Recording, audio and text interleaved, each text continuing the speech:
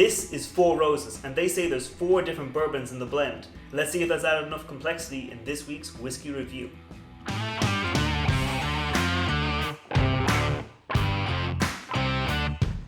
Welcome back to the channel. My name is Matt, I'm a whiskey nerd, and like I said, this week we're looking at Four Roses Bourbon. So let me get into the glass and I'll tell you a little bit more about it.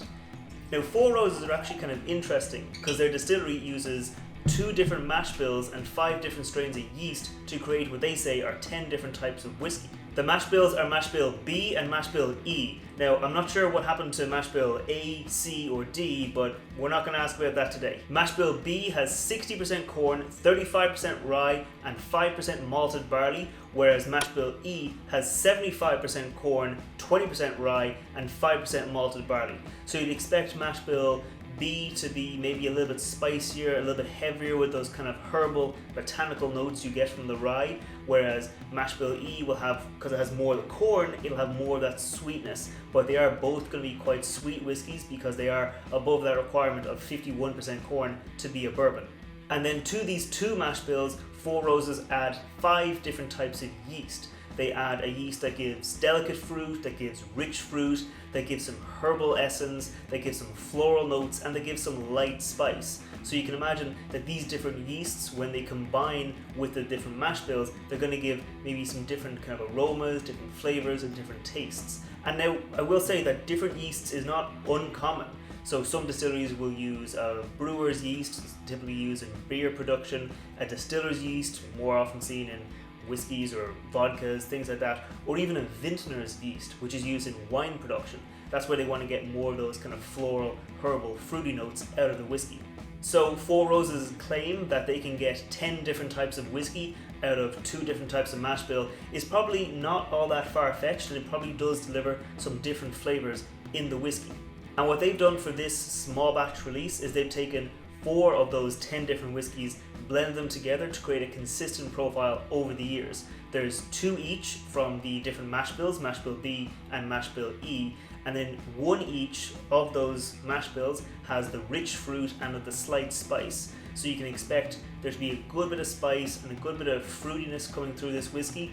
Because you've got that mash bill that has high rye spice, and then they've got a yeast that's also going to deliver some high spice, I would expect to get a lot of baking spices and a lot of oak spices delivered from this whiskey. They also charred their barrels for a level between char level 3 and char level 4. Now, if you're not familiar with char levels, they go from 1 to 5, so 5 being the most charred a barrel will get. So a char level between 3 and 4 is going to get you a lot of those oak spices, but it'll also release all the sugars, the sweetness, the caramel, and the vanilla you get from the oak.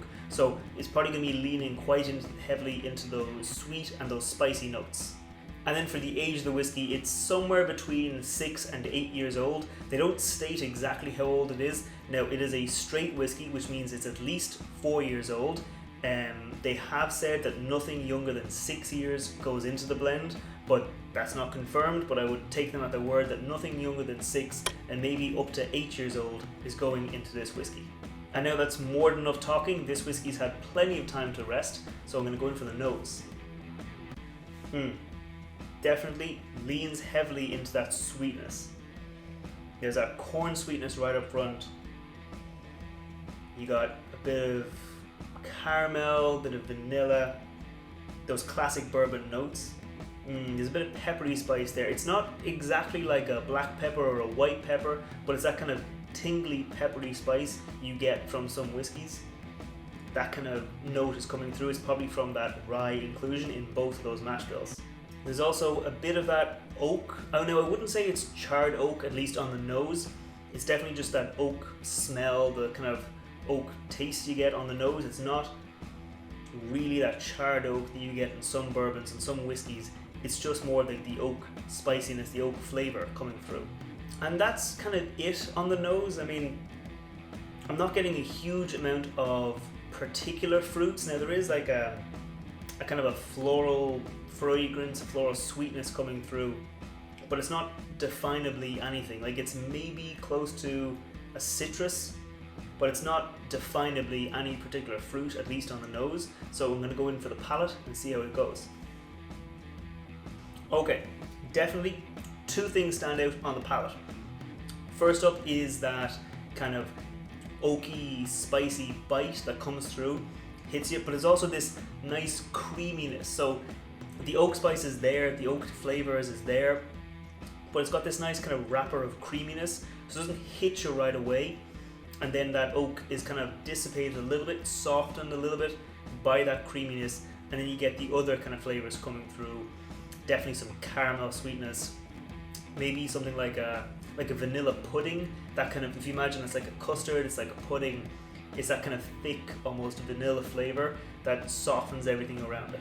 Very little ABV burn, especially on the sip. I mean, it is only coming in at 45% ABV, so it's not going to be huge, it's not going to be a really heavy hitter, but the alcohol is quite well incorporated into the whiskey. There's also a little bit of kind of that botanical, that kind of black tea note that you get with a rye, so I'm going to go in for a second sip and see if I can kind of identify that some more. Yeah, it's kind of like a black tea when you haven't added any milk to it, so it's got that slight mouth drying, kind of tingly feeling to it, where there's a lot of tannins, lots of like dryness hitting your mouth, but it's not unpleasant. It's a nice kind of like a refreshing almost kind of flavor. And at the end there's this little bit of orange peel. Now I wouldn't say it's like a candied orange peel, it's not that sweet orange peel, it's very far away from like the flesh of an orange where there's all that sugar.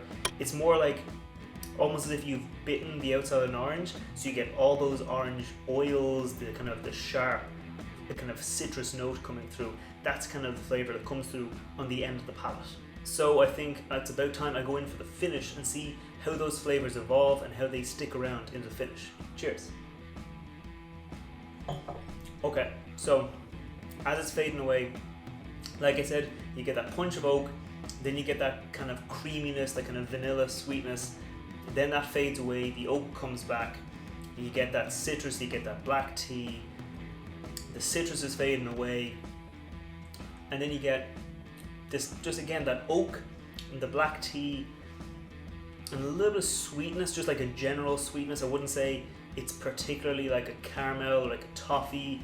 It's maybe like almost like a Werther's Original, you know, those hard caramel sweets. It's kind of like that, where it's not a very strong flavor, but just maybe a little bit of that creaminess from the front of the palate coming through into the finish. It's just kind of helps keep everything balanced. It's not a very strong flavor, but it's definitely in there, and it helps me kind of, you know, it is only 45% ABV, so it doesn't have a huge bite behind it. It wouldn't have a showstopper finish like you'd expect from a cask strength release, but it's a nice bourbon, has a nice finish to it, and it kind of sits with you for a little bit, and it's not too strong.